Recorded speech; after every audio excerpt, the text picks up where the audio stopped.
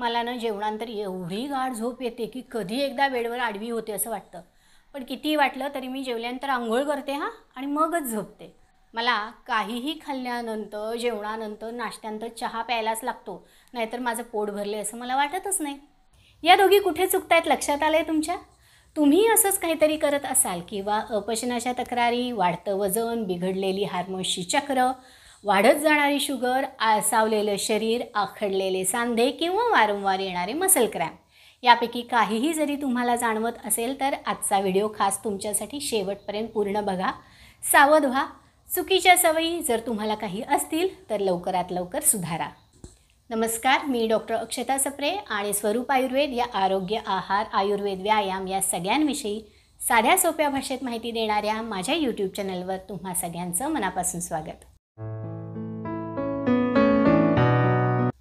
आपल्या पोटात होणारं अन्नाचं पचन, अन्नाचं शरीरात होणारं शोषण आणि त्यापासून प्रत्येक शरीर अवयवाचं होणारं पोषण या तिन्ही गोष्टींसाठी म्हणजे डायजेशन, ॲब्सॉर्प्शन आणि न्यूट्रिशन अर्थात पूर्ण मेटॅबॉलिझमच चांगलं राहण्यासाठी शरीरातला अग्नी व्यवस्थित काम करत राहणं गरजेचं आहे.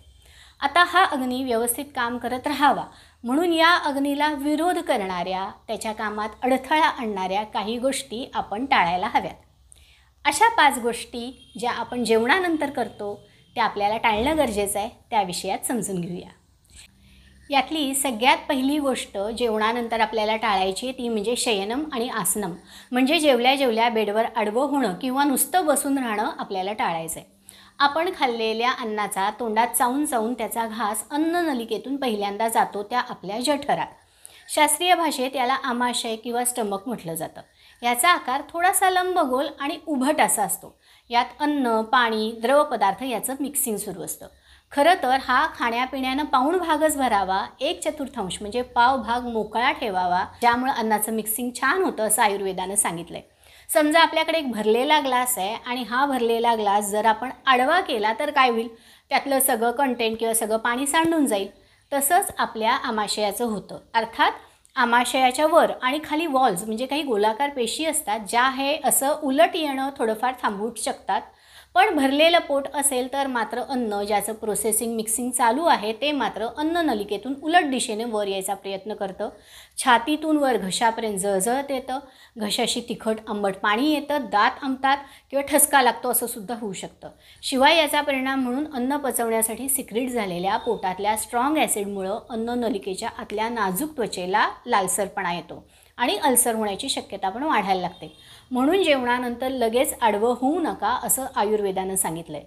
जर पचन चांगलं हवं असेल तर फक्त आडवंच नव्हे तर बसून राहणंसुद्धा टाळा असं आयुर्वेदाचं सांगणं आहे.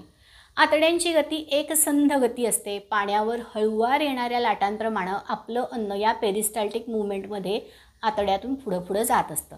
आपण जर जेवणानंतर नुसतंच बसून राहिलो तर या गतीला थोडा ब्रेक मिळाल्यासारखं होतं, अन्न पोटातच ठप्प राहतं. या उलट जर यावेळी आपण थोडं हळूवार, संथपणे, शांतपणे चालत राहिलो तर आतड्याच्या या हळूवार गतीला थोडा पुश मिळतो आणि जठरातील अन्न हळूहळू पुढं सरकायला लागतं. पाचकस्राव हळूहळू व्यवस्थित मिक्स होतात आणि त्यामुळं गॅसेसचा त्रास होणं किंवा पोट जड होणं या गोष्टी टाळल्या जातात. पदशतगमनम अर्थात शतपावली म्हणजे 100 पावलं शांतपणे चालावीत असं आयुर्वेदानं म्हणूनच सांगितलेलं आहे. रात्रीचं जेवण आणि झोपणं यात साधारण 2 ते 3 तासाचं तरी कमीत कमी अंतर हवं असा आरोग्य नियम सांगण्यामागंसुद्धा हेच मूळ कारण आहे. दुसरी गोष्ट जी आपल्याला टाळायची आहे ती म्हणजे द्रवाधिकम म्हणजे जास्त प्रमाणात द्रव पदार्थ पिणं. यात पाणी, ताक, सरबत, लिंबू पाणी, कोल्ड्रिंक्स सगळ्यांचा समावेश आहे. पोटात अन्नपचन सुरू असताना त्यासाठी आवश्यक असणारे पाचकस्राव योग्य प्रमाणात, योग्य प्रकारे म्हणजे क्वालिटी आणि क्वांटिटी दोन्हीमध्ये उत्तम असणं गरजेचं आहे. जास्त पाणी किंवा द्रवपदार्थ जर प्यायले गेले तर क्वालिटी आणि क्वांटिटी या दोन्ही गोष्टी बिघडतात. अन्न घशाशी यायला सुरुवात होते, जळजळ वाढायला लागते. याशिवाय चहा, कॉफीसारखे पदार्थ किंवा कोल्ड्रिंक जेवणानंतर घेतले तर त्या अन्नाची आम्लता म्हणजे ॲसिडिक नेचर जास्त वाढतं आणि आम्लपित्ताचा त्रास वाढू शकतो. चहा, कॉफीचा विषय आता निघाला आहे म्हणून सांगते. चहा, कॉफीतलं टॅनिन, कॅफिनमुळं अन्नातल्या प्रोटीन आणि आयर्न अशा पोषक घटकांचं ॲब्सॉर्प्शन होण्यामध्ये अडथळा येतो आणि त्यामुळं अनेक डिफिशियन्सीज विशेषतः ॲनिमियासारखी स्थिती निर्माण होऊ शकते. जेवणानंतर टाळायची तिसरी गोष्ट म्हणजे अग्नितप, म्हणजे डायरेक्ट उष्णतेचा संपर्क टाळणं. यात उष्ण वातावरणात काम करणं, उन्हातान्हात फिरणं, फर्नेस किंवा शेगडीजवळ काम करणं टाळणं आवश्यक आहे. जेवणानंतर आपल्याला आपल्या पोटात लागणी प्रखर होणं आवश्यक आहे. त्या भागाकडे शरीरातली सगळी उष्णता एकत्र यावी अशी खरं तर उत्तम पचनशक्तीसाठी गरजेची गोष्ट आहे. डोकं, हात, पाय तापण्यासारख्या गोष्टी ज्याच्यामुळे पेरिफेरल उष्णता वाढते, त्या गोष्टी अशा वेळेला पोटात अग्नी एकत्र येण्याची जी गोष्ट आहे, जी आवश्यक गरज आहे, त्याला अडथळा आणू शकतात. म्हणूनच अग्नितप टाळावं असं आयुर्वेदानं सांगितलं आहे. चौथी टाळण्याची गोष्ट म्हणजे प्लवनं, यानं, वाहनं, स्नान, नर्तनं, अर्थात पोहणे, अंघोळ करणे, प्रवास करणे, नृत्य करणं या गोष्टी जेवणानंतर टाळायला हव्यात. पाण्यात पोहणं, नृत्य करणं, व्यायाम करणं या गोष्टीमुळे रक्तपुरवठा हातापायाच्या मसलकडे जास्त प्रमाणात होऊ लागतो. पचनसंस्थेकडे होणारा, पोटाकडे होणारा रक्तपुरवठा थोडा मंद होतो आणि याचा परिणाम पचनावर होतो. अन्नपचन सहज होत नाही, पचनाला वेळ लागतो. हीच गोष्ट अंघोळ करताना सुद्धा होते. रक्तप्रवाह पोटाऐवजी पेरिफेरीकडे जातो, म्हणजे हातापायांकडे जातो आणि पचन मंदावतं. जेवणानंतर लगेच प्रवास केला तर मळमळणं, उलटी होणं असा त्रास होऊ शकतो. म्हणून असा प्रवास टाळणं गरजेचं आहे.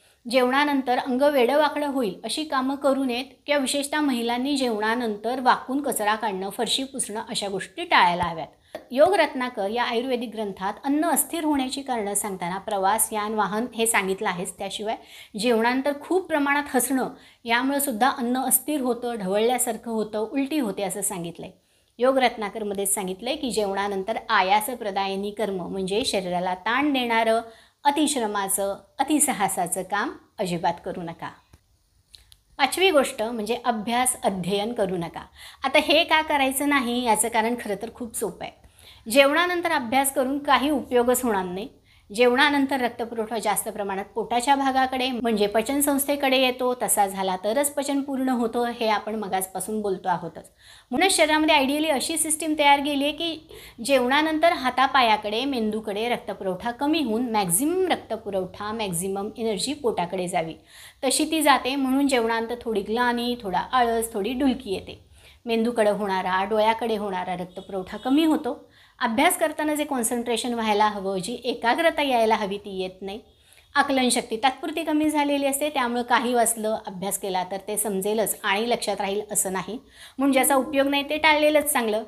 इथं दुसरा मुद्दा आपण एक समजून घ्यायला हवा की जेवणानंतर जर आपण जबरदस्तीने दमदाटी करून मेंदू कामाला लावला, अगदी कॉम्प्लिकेटेड प्रॉब्लेम सोडवायला बसलो, कुठलाही अगदी खूप गंभीर मुद्दा, गंभीर अडचणी सोल्युशन काढण्यासाठी डोकं धरून बसलो तर मेंदू काम करत राहील, विचारचक्र फिरत राहतील आणि पोटाकडचा रक्तपुरवठा जबरदस्तीने मेंदूकडे वळवला जाईल. याचा दुष्परिणाम म्हणून वारंवार अपचन, पोट जड होणं, गॅसेसचा त्रास होणं असा त्रास होऊ शकेल. आपल्या विचारांचा जेवणावर कसा परिणाम होतो आणि जेवणानंतर मन शांत असणं का गरजेचं आहे या विषयावर सुद्धा आपण यापूर्वी बोललो आहोत. एक व्हिडिओ आपण या विषयावर केला आहे, तो सुद्धा तुम्ही अवश्य बघा.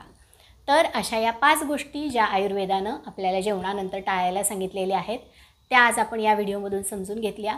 व्हिडिओ आवडला असेल तर लाईक करायला आणि शेअर करायला विसरू नका. चॅनल सबस्क्राईब केलं नसेल लगेच करा. तुम्हाला आणखीन कोणत्या विषयावर व्हिडिओ बघायला आवडतील ते मला कमेंट बॉक्समध्ये कळवा. आयुर्वेद असाच समजून घेऊया, प्रॅक्टिकली कसा वापरायचा तेही शिकूया. पुन्हा भेटूया. तोपर्यंत स्वस्थ राहूया, आनंदी जगूया. धन्यवाद.